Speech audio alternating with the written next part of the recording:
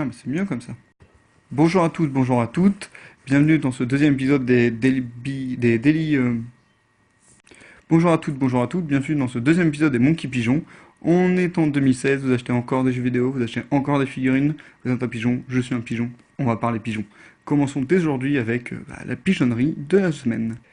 Mon premier achat pigeon, c'est, vous l'avez remarqué, des Elder Scrolls V Skyrim.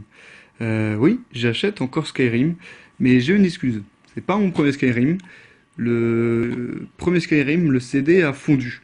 Enfin, pas fondu, mais il est plus lisible. Faut dire que le CD n'est pas fait pour jouer 850 heures.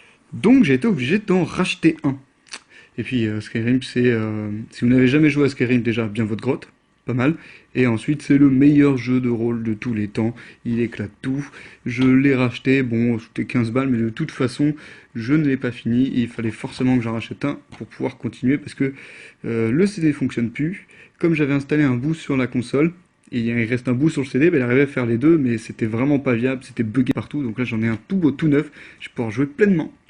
Mon deuxième achat pigeon, c'est la Ligue des Gentlemen Extraordinaires, l'intégrale de la série d'Alan Moore. Donc on peut voir que c'est édité par Panini. Donc moi je m'attendais à du Urban, mais pourquoi pas. Vous avez sûrement dû voir le film, qui était bien. Moi j'avais bien aimé. Bon, les effets spéciaux c'était pas ça. Mais j'en attends beaucoup, parce que c'est du Moore déjà, et que Moore c'est vachement bien. Même si vous avez dû voir ma review sur Top 10, je trouvais ça pas aussi bien que je m'attendais, mais la Ligue des Gentlemen, j'en attends beaucoup. On va lire ensemble le verso, quatrième de couverture. Londres, 1898, l'ère victorienne vit ses dernières années et le XXe siècle se profile. À cette époque de grands bouleversements, les champions sont plus que jamais nécessaires. Alan Quatermain, Mina Murray, le Capitaine Nemo, le Dr Henry Jekyll, Edward Hyde et Howley Griffin forment la Ligue des Gentlemen Extraordinaires. Ces justiciers sont les seuls à pouvoir contrer les menaces mortelles qui pèsent sur Londres, la Grande-Bretagne et la planète entière. Donc l'intérêt de la BD, c'est qu'en fait Moore a repris un peu tous les personnages un peu de littérature fantastique. On a Captain Nemo, Mr. Hyde, l'homme invisible. On a, comment ils l'ont appelé? C'était Grey, je ne sais plus quoi. Je crois que c'était Howley Griffin, la personne qui ne vieillit pas à cause du tableau. C'est plein de petites histoires en fait, des personnages qui étaient de mythologie un peu scientifique, un peu irrationnelle, qu'il a tout mis dans une seule histoire et j'intégral et j'espère que ça va être bon. Le dernier achat pigeon, c'est les figurines Funko Pop. C'est les figurines avec les grosses têtes comme là. Et j'ai craqué, j'en ai acheté deux. Donc j'ai acheté déjà le Lone Wonderworld de Fallout. C'est en gros le personnage central avec sa petite tenue bleue mythique. Et de l'autre, j'ai acheté le docteur Peter Venkman de Ghostbusters. Donc celui qui était incarné par le grand, le seul, l'unique Bill Murray.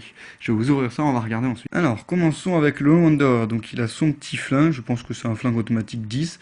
On peut voir, bon la mise au point n'est pas top, excusez-moi, mais là il a son Pip-Boy. Il a une belle armure, une belle tenue bleue avec une tenue de cuir et il y a le petit abri 101 dans le dos, donc on voit bien que c'est de Fallout 4. Le petit bracelet, il est plutôt bien et puis j'adore la matière et comme je suis un grand fan de Fallout, c'était un indispensable. Pour le docteur Venkman.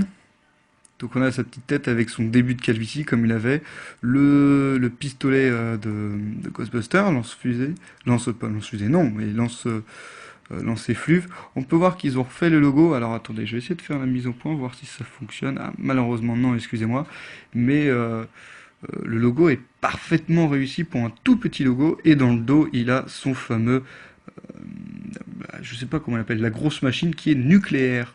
Alors j'aime bien les Funko Pop parce que ça me permet d'avoir des figurines pour pas très cher, bon c'est 15 balles, la matière est super cool, elle est plutôt fidèle aux aventures, et surtout des figurines d'univers que tu peux pas forcément avoir. Pour tout ce qui est les DC, les Marvel, tout ça, bah, j'achète les Eagle Moss en plomb parce qu'elles sont quand même plus belles, mais pour Ghostbusters par exemple, Fallout et d'autres, c'est quasiment le seul moyen d'avoir des figurines pour s'enfouiner. Et là, j'aime beaucoup. Donc voilà pour une pigeonnerie de cette semaine. Donc deux figurines, un petit Ligue des Gentlemen et un Skyrim. Je vous invite à vous connecter ou à aller regarder mes émissions sur le blog que je vais vous mettre en description. Et je vous souhaite une bonne journée et à une prochaine fois pour une nouvelle pigeonnerie. Salut!